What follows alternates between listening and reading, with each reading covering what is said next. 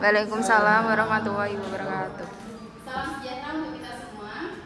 Baik, puji syukur kehadirat Rabbi, Tuhan Yang Maha Esa, dan salawat dan salam kepada Nabi Muhammad SAW.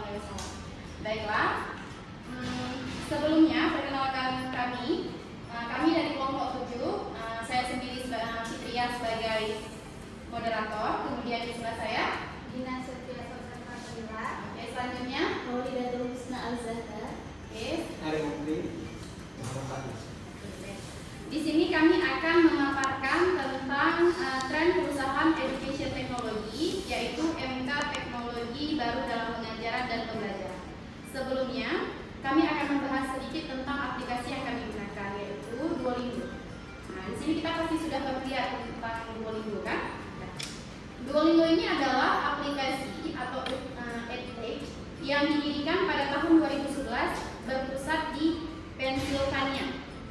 Kemudian, dia adalah aplikasi terpopuler dengan menyediakan lebih dari 40 bahasa yang dirancang dengan tujuan membantu pengguna mempelajari bahasa baru melalui pendekatan yang menyenangkan dan interaktif berbasis game. Selanjutnya, kami menggunakan analisis SWOT, yaitu mengkaji kekuatan, kelemahan, peluang, juga ancaman. Yang masing-masing yang pertama akan dijelaskan oleh Saudari Dina, yaitu tentang kekuatan dari Duolingo. Baiklah, terima kasih kepada moderator. Saya akan mempresentasikan strength dari aplikasi Duolingo, yang mana berdasarkan dari diskusi kami menganalisis yang pertama dari aplikasi Duolingo itu ada kekuatan, yaitu pembelajaran interaktif berbasis animasi dan permainan. Kemudian yang kedua, pembelajaran mandiri dan fleksibel, jadi bisa di mana saja dan ketika si pengguna aplikasi melakukannya pada saat sendiri. Kemudian yang ketiga, uji kemampuan secara berkala. Yang keempat, keterampilan komunikasi yang lebih baik melalui audio dan speaking. Kemudian yang kelima, pilihan bahasa yang cukup lengkap, seperti yang dikatakan oleh moderator bahwa kurang lebih ada 40 bahasa. Kemudian selanjutnya, proses penggunaan aplikasi yang adaptif yang mampu menyesuaikan dengan kemampuan pesertanya. Jadi di dalam aplikasi ini dia ada tingkatan rendah, sedang, dan tinggi. Jadi ketika pengguna merasa bahwa dia masih dalam tahap pemula, maka dia bisa menggunakan di ranah pengguna atau pemula. Kemudian yang terakhir, terdapat fitur pemula dan tingkat lanjut seperti yang saya jelaskan sebelumnya. Baik, itu saja yang bisa saya presentasikan. Saya kembalikan ke moderator. Terima kasih kepada Saudari Dina. Selanjutnya mengenai kelemahan dari aplikasi Duolingo akan dijelaskan oleh Terima kasih moderator. Ya, di sini saya akan menjelaskan mengenai weakness atau kelemahan. Yang pertama yaitu terkait dengan materi ajar, yang mana materi belajar yang cenderung yang sederhana, yang mana sehingga tidak cukup untuk menggambarkan kompleksitas penggunaan bahasa Inggris dalam kehidupan sehari-hari. Yang kedua yaitu aplikasi ini juga masih belum memiliki fitur untuk berkomunikasi antar penggunanya sendiri.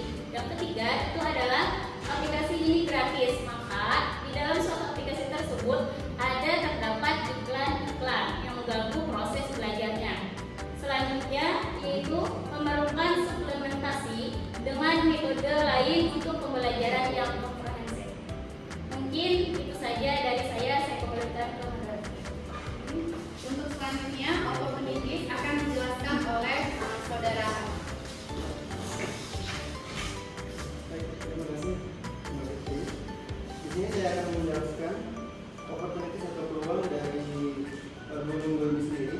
Dia yang pertama adalah bisa ekspansi ke pasar baru, negara-negara yang belum terjangkau oleh platform-platform lain.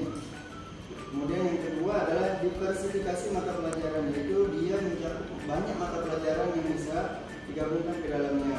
Kemudian yang ketiga, kolaborasi dengan institusi pendidikan. Dia bisa berkolaborasi dengan universitas ataupun sekolah-sekolah yang ingin mengadakan presentasi terkait Duolingo ini sendiri dan kegunaannya. Itu untuk peluang. Saya kembalikan ke moderator. Baik, terima kasih. Selanjutnya tentang ancaman yang akan dijelaskan oleh Saudara Fadli.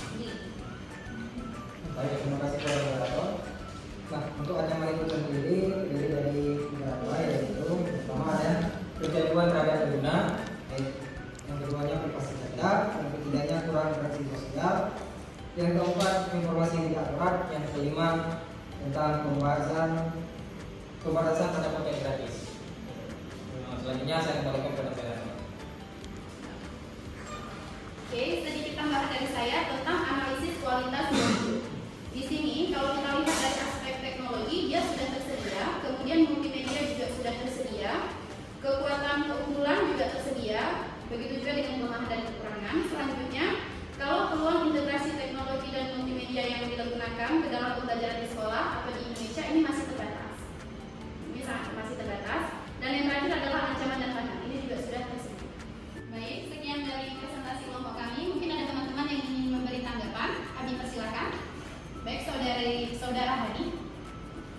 Dan di sini saya ingin bertanya apakah Duolingo itu mempunyai kriteria khusus seperti misalkan grade SMP, SMA dan lain-lain.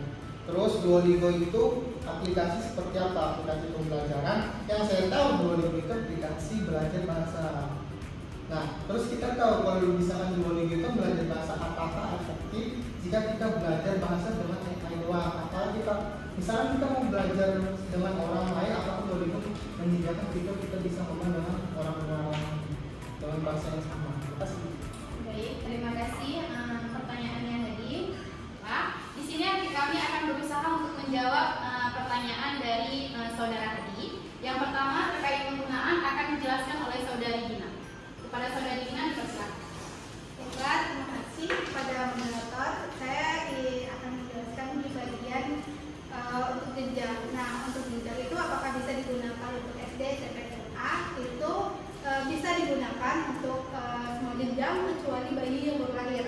Kemudian untuk bagian SD-nya itu bisa dikatakan lebih tepatnya kelas 2 SD, karena dalam aplikasi itu dia ada berbasis animasi. Jadi di dalam situ dia ada bisa audio, bisa gambar, bisa teks.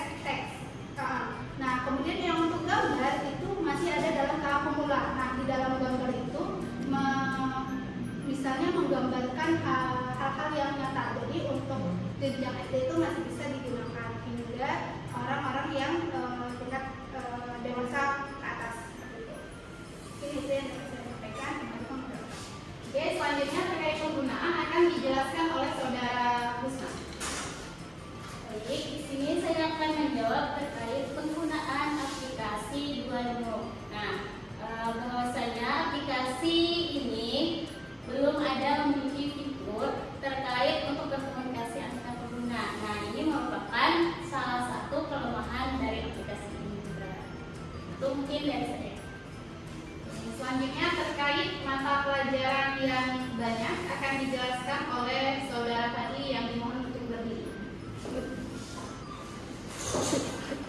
Ini untuk mata pelajarannya.